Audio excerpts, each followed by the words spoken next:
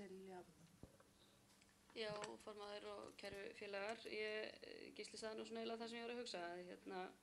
Mér langaði bara eiginlega að fagna þessari tillögu sem var verið að setja fram munnlega að við myndum starfa saman í óformlegum nefndum og skildi orð formanns þannig að það yrði þá einmitt á þriðjudag rætt fjölda og inntak nefnda og svona í ljósi þess að þá held ég að við verðum öll mun betur undir það búin á þriðjudag að hafa skoðanir á því hvaða málefni eiga að heyra saman í nefnd og hversu margar nefndirnar eiga að vera. Það eru svona held ég allavega skipta skoðanir þennan fjölda og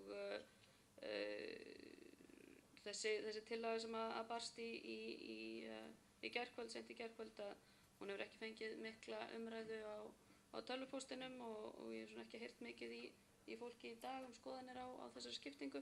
Þannig að ég eiginlega leggst gegn því að við ræðum fjölda nefnda þangað til við erum bara búin að fara í þetta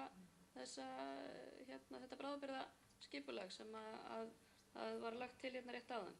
Langar að hvetja til þess frekar að við tökum það og tökum þetta mál fyrir á þriðjudaginn. Takk.